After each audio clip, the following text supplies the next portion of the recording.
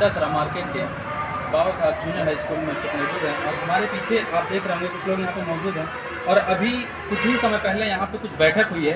आइए जानते हैं इनके माध्यम से कि वो जो बैठक हुई है कैसी बैठक हुई और किस कार्यक्रम को लेकर के बैठक की गई है यहाँ पे इनके माध्यम से। आइए हम जुड़ते हैं, आपको रिव्यू करवाते हैं और जानते हैं कि वो बैठक किस प्रकार की है। क्या नाम है सर आपका? सर स्वागत है आपका हमारे चैनल पे। अभी जो आपके यहाँ ये बैठक हुई है ये कैसी बैठक हुई है आपके यहाँ? आज हमारे यहाँ doctor B.R. Ambedkar junior high school में बोधिसत्व परम पूज्य डॉक्टर B.R. अम्बेडकर साहब जयंती के संबंध में जी आवश्यक बैठक की गई जी और 14 अप्रैल को जी हम लोग नगर पंचायत छोटा सराय में बड़े हर्षोल्लास के साथ बड़े पैमाने पर झांकी निकालेंगे जी जी और पंचशील झंडा भी हम लोग फहराएंगे जी। इसके बाद फिर आपका जो है आपका मंच का भी कार्यक्रम कराया जाएगा जो है। जो आपकी ये जो बैठक हुई कार्यक्रम को लेकर के, यह जो कार्यक्रम यह क्या पहली बार हुई या पहली बार बैठक हुई या विगत वर्षों से चलती आ रही है? क्या बैठक पहली बार नहीं है, बैठक काफ़ी दिनों से हमारा चल रहा जो है बैठक चल रही है। हमारे प्रत्येक वर्ष जब भी अम्बेडकर जयंती मनाई जाती है तो अम्बेडकर जयंती के पूर्व जो है हम 15 दिन पहले जो है एक दो बार 3 बार बैठक करते हैं। उसकी रूपरेखा तय करते हैं कि हमको अम्बेडकर जयंती किस प्रकार से मनाएं और मनाने में जो हमारे सभी साथी यहाँ मौजूद हैं सबका पूरा सहयोग रहता है। सहयोग के साथ हम लोग मिल करके जो है अम्बेडकर जयंती जो है झांकी निकालते हैं। ये झांकियों के माध्यम से आप रैली यहाँ पे करते हैं और कार्यक्रम को मनाते हैं 14 अप्रैल को लेकर? रैली नहीं निकालते हैं, एक प्रकार का आप समझ लें कि उनका बहुत बड़ा समझ लें कि जुलूस टाइप का निकालते हैं। अच्छा जी। मैं यहाँ किसी और एक और हैं उनसे जुड़ना चाहूँगा और उनसे जानना चाहूँगा जो ये तैयारियाँ हो रही हैं कहीं ना कहीं बाबा साहब को लेकर के। तो मैं यह जानना चाहूँगा कि लोग मनाते भी हैं लेकिन युवाओं को लेकर के जो युवा है वो कहाँ तक बाबा साहब को जान रहे हैं या युवा कहाँ तक मना रहे हैं, आइए हम इनके साथ जानना चाहेंगे। स्वागत है आपका इस चैनल में। क्या नाम है आपका सर? मेरा नाम सर अनिरुद्ध कुमार है जी।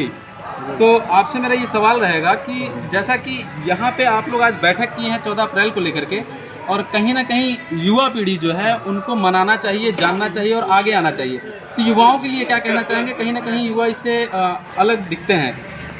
जरूर, निश्चित तौर पर आप जो कह रहे हैं हम आपकी बातों का स्वागत करते हैं और हमें यह जयंती जो हम मना रहे हैं अपने पूरे जुलूस के साथ, अपने पूरे हुजूर के साथ, हम युवाओं को यह संदेश देना चाहते हैं कि बाबा साहब के जो संदेश थे गठित बनो और संघर्ष करो।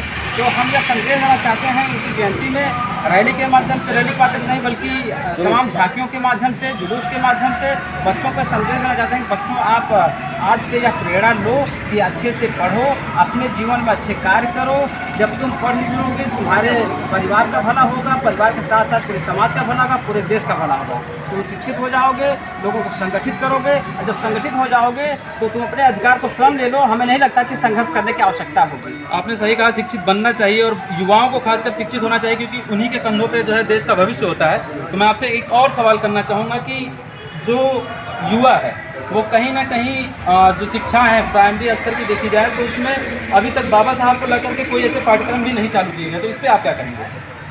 हाँ, ऐसा हमें लगता है कि जो अनेक महापुरुषों के द्वारा किए गए कार्यों को किताबों के माध्यम से बताया जा रहा है, परंतु हमारे बाबा साहब जो बोधिसत्व थे और वो हमारे देश को चलाने के लिए संविधान का निर्माण किए।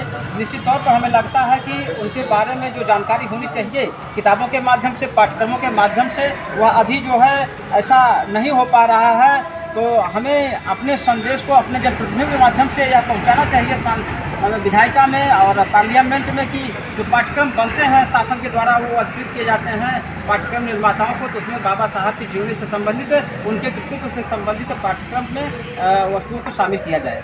सर अभी एक सवाल और करूँगा मैं, थोड़ा सा जहन में आ गया मुझे।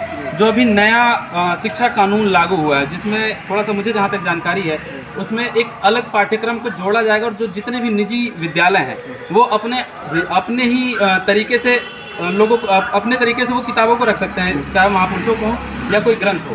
तो इस पर आप क्या कहना चाहेंगे? जो बाबा साहब के द्वारा बनाया गया एक संविधान है या बाबा साहब की जीवनी को लेकर के वो चीज़ें पारित करनी चाहिए शिक्षा को लेकर के या नहीं करनी चाहिए?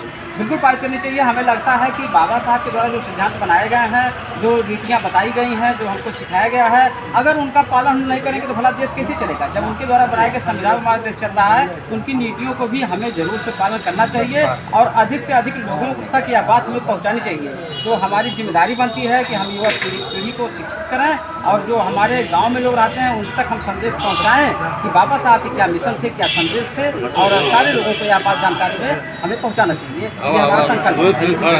मैं एक और लोग से जुड़ना चाहूँगा यहाँ पे, माँ साहब हैं वो, मैं उनसे जुड़ना चाहूँगा और उनसे मेरा आखिरी सवाल होगा और मैं चाहूँगा कि वो बताएं।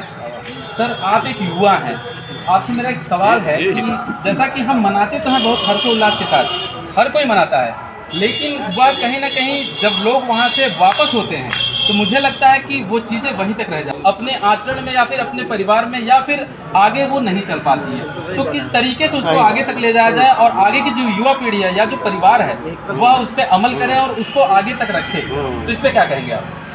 बहुत ही महत्वपूर्ण प्रश्न आपने किया है।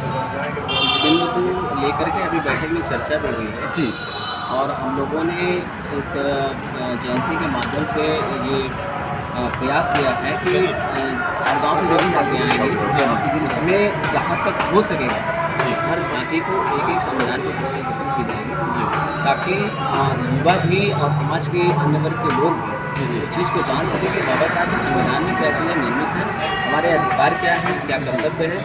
उन चीज़ों को जनमानस तक पहुँचाने के लिए हम लोगों ने इस बार ये व्यवस्था किया है कि जयंती कार्यक्रम में प्रत्येक झांकी को एक एक संविधान की पुस्तक दी जाएगी। चलिए, माँ साहब ने बताया कि इस जो झांकी की जाएगी इसमें हम संविधान की पुस्तकें भी वितरित करेंगे। हमारे साथ एक और मास्टर साहब, उनसे भी जुड़ता है। सर, आपसे मेरा एक सवाल है, आप शिक्षक भी हैं, तो मैं यह जानना चाहूँगा कि जो एक बाबा साहब के द्वारा जो दी गई एक आरक्षण की सुविधाएं हैं वो कहीं ना कहीं शेड्यूल कास्ट में जितने भी जातियाँ आती हैं सभी को दिया जाता है, लेकिन उसमें कहीं ना कहीं एससी को ज़्यादातर महत्व देते हैं लोग, लाभ हर कोई लेता है, लेकिन इन चीज़ों को मनाना, मैं बात करूँ अपने जहन में रखना, उससे लोग कतराते हैं। तो उनको किस तरीके से अपने में जोड़ा जाए, इस पर क्या कहेंगे आप?